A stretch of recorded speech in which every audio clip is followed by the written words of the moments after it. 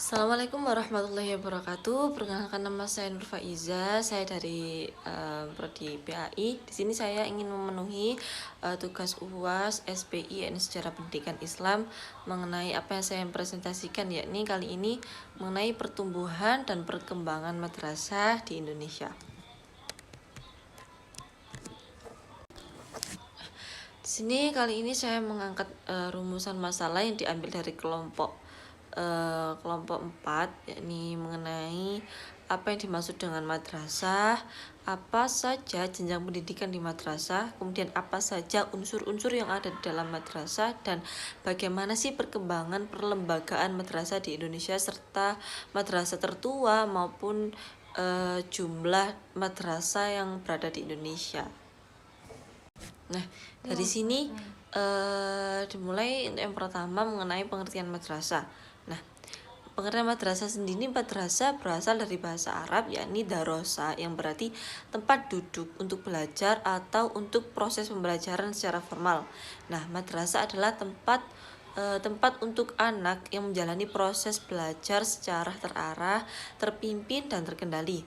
Nah, kemudian di Indonesia sendiri, madrasah itu lebih populer atau lebih dikenal dengan sebutan sekolah. Nah, karena madrasah memiliki arti yang sama dengan sekolah-sekolah seperti yang lainnya. Hanya saja dalam madrasah, materi yang lebih diajarkan atau yang lebih ditonjolkan yakni berfokus pada pelajaran-pelajaran agama.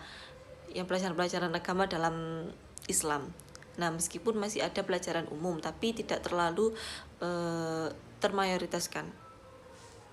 Nah, kemudian yang kedua yakni terdapat jenjang pendidikan dalam madrasah. Nah, jenjang-jenjang dalam pendidikan madrasah ini terdiri dari 5 jenjang dalam pendidikan madrasah, yakni yang pertama yaitu ada Rodotul Atfal. Rodotul Atfal ini dalam sebutannya biasanya RA. Nah, RA itu salah satu bentuk lembaga atau madrasah pendidikan formal untuk anak usia dini dengan kekhasan agama Islam ya, bagi anak yang berusia 4-6 tahun. Jadi setara dengan seperti halnya TK.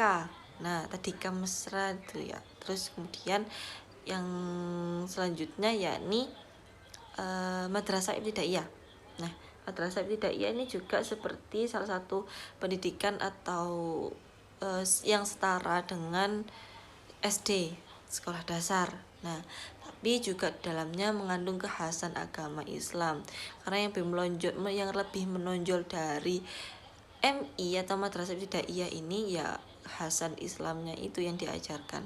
Nah, terdiri dari 6 tingkat atau 6 jenjang tahun ya, atau 6 tahun seperti sekolah dasar seperti pada umumnya, yakni seperti yang diajarkan dan yang di dalamnya itu mengenai tentang akhlak, kemudian akidah, Al-Quran hadis, kemudian pendidikan agama Islam, kemudian ada baca tulis Quran dan lain sebagainya. Nah, kemudian untuk jenjang selanjutnya yakni adanya MTS. Nah, MTS ini setara dengan SMP, Sekolah Menengah Pertama. Nah, MTS ini dalam julukan madrasah itu Madrasah Sanawiyah. Nah, madrasah sanawiyah ini pendidikan yang setara dengan SMP sebagai lanjutan dari sekolah dasar. Nah, lanjutan dari sekolah dasar atau MI tadi. Nah, terdiri dari 3 jenjang atau 3 tahun pembelajaran. Nah, dari sini anak-anak atau remaja madrasah sanawiyah ini mulai berkembang dalam pendidikan agama dan mentalnya. Nah, kemudian disusul dengan tingkatan MA. Nah, MA ini juga lanjutan dari tingkatan sanawiyah. MA ini setara dengan SMA. Nah, SMA ini pendidikan menengah sebagai lanjutan dari SMP atau MTS tadi. Nah, juga di situ banyak terdapat kekhasan agama Islam ya, yang di sini anak atau seorang remaja itu mulai banyak waktu untuk belajar dan mengembangkan bakat-bakatnya. Nah, seperti itu. Nah, kemudian dari jenjang yang terakhir ini terdapat MAK.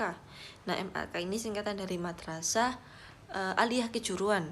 Nah, Madrasah Aliyah Kejuruan ini sama pendidikan formal yang setara dengan SMK atau MA.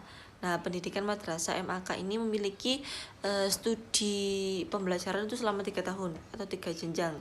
Nah, salah satu ciri khas dari pendidikan kejuruan ini adanya kegiatan praktek atau kerja lapangan seperti itulah, atau biasa disebut dengan PKL, sama seperti SMK ataupun sama-sama seperti SMK. Jadi di MAK ini juga terdapat kegiatan praktek kerja lapangan gitu. Nah, kemudian dilanjut dengan unsur-unsur dari madrasah. Nah, unsur-unsur dari madrasah ini juga banyak ya.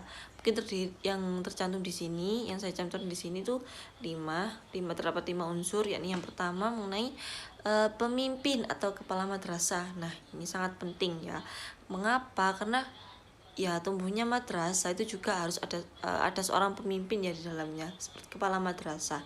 Nah, kepala madrasah ini adalah seseorang yang diberi tugas untuk memimpin suatu madrasah agar berjalannya suatu pembelajaran atau proses belajar mengajar dengan baik. Nah, kemudian untuk yang kedua yakni terdapat unsur guru. Nah, guru ini yang merupakan pendidik profesional dengan tugas utama yakni mendidik, mengajar, membimbing, mengarahkan, melatih, kemudian menilai dan mengevaluasi peserta didik.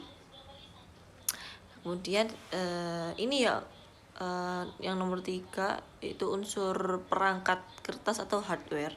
Jadi di sini komponen fisik dalam satu sistem komputer.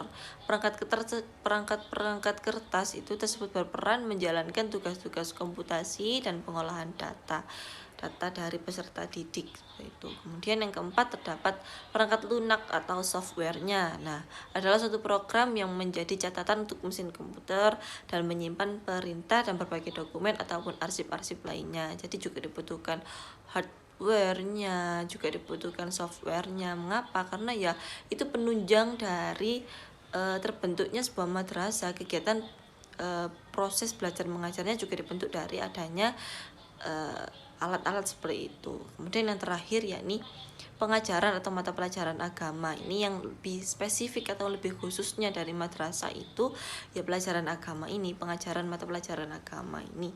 Karena diartikan sebagai usaha yang terencana untuk menciptakan suasana belajar yang bagi peserta didik ini untuk mengembangkan potensi yang dimilikinya. Yang dengan pengembangan pengetahuan itu ya mereka dapat mengalami perubahan atau tingkah laku menuju arah yang lebih baik sesuai dengan tuntunan Al-Quran, sesuai dengan sunnah Nabi, sesuai dengan apa yang diajarkan oleh syariat Islam, bermuamalah dengan masyarakat ataupun yang lainnya. Karena yang lebih ditonjolkan dari sebuah madrasah ya kekhasan agama Islam ini. Nah, kemudian terdapat madrasah tertua di Indonesia. Nah, ini yakni namanya Madrasah Adabiyah. Merupakan suatu madrasah pertama di Indonesia yang terdapat di Minangkabau. Bahkan di Indonesia itu didirikan sendiri oleh Syekh Abdullah Ahmad pada tahun 1909. Nah, ini termasuk madrasah tertua di Indonesia.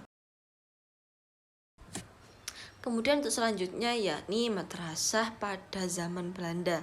Nah, pada zaman Belanda ini juga terdapat penjajahan dalam madrasah, yakni pada tahun 1905. Pemerintah Belanda itu mengeluarkan peraturan baru yang isinya bahwa orang yang memberikan pengajaran atau pengajian agama Islam harus terlebih dahulu meminta izin kepada pemerintah Belanda.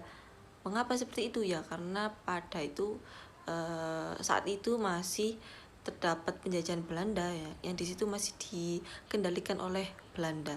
Nah, Islam harus terlebih dahulu minta izin kepada pemerintah Belanda. Nah, kemudian pada tahun 1925 keluar lagi peraturan baru bahwa tidak semua orang atau kiai itu boleh memberikan pelajaran mengaji terkecuali telah mendapat persetujuan dari pemerintah Belanda. Jadi di sini apa-apa harus minta izin terhadap Belanda terlebih dahulu. Nah, kemudian pada tahun 1932 keluar lagi peraturan berupa wewenang untuk menutup madrasah. Jadi madrasah saat itu ditutup dan sekolah yang tidak ada izin atau memberikan pelajaran yang tidak disukai oleh Belanda saat itu harus ditutup pada tahun 1932. Kemudian selanjutnya madrasah pada zaman Jepang. Nah, pada zaman Jepang ini madrasah juga masih diperselisihkan. Mengapa? Pada masa penjajahan Jepang terdapat perkembangan baik dalam dunia pendidikan.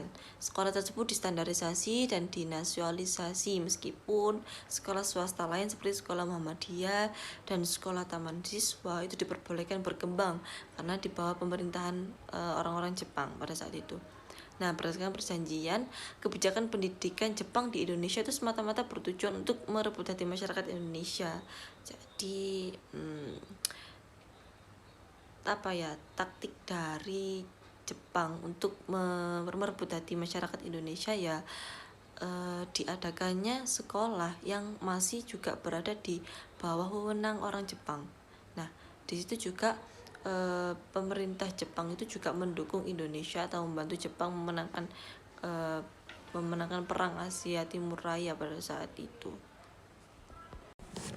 Nah, kemudian untuk yang terakhir yakni dalam era kemerdekaan, madrasah dalam era kemerdekaan.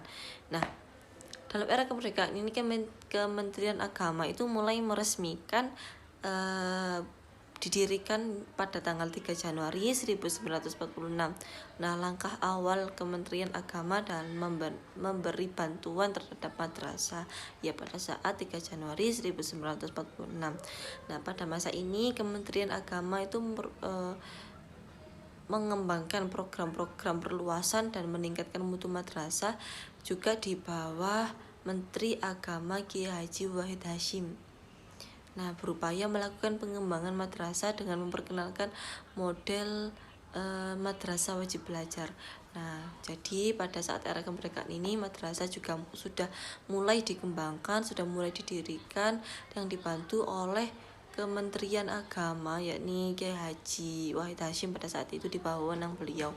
Jadi kemudian diresmikan pada 3 Januari 1946. Nah, dan pada saat ini jumlah madrasah di Indonesia tahun ajaran 2022-2023 itu terdapat dimulai dari jenjang RA atau Radatul Atfal itu terdapat 31.055 lembaga di Indonesia. Kemudian untuk yang madrasah ibtidaiyah itu terdapat 31.055 lembaga sama seperti RA. Nah, kemudian untuk yang MTS ini terdapat 19.177 lembaga. Kemudian untuk yang MA ini terdapat 9.848 lembaga. Kemudian yang MAK terdapat 9.827 lembaga. Jadi bisa disimpulkan di sini bahwa untuk sekarang madrasah itu juga jumlahnya tidak kalah banyak dengan sekolah-sekolah umum yang lainnya. Jadi seperti itu. Cukup sekian presentasi dari saya. Mohon maaf apabila ada salah kata, perilaku maupun ucapan. Akhirul kalam. Wassalamualaikum warahmatullahi wabarakatuh.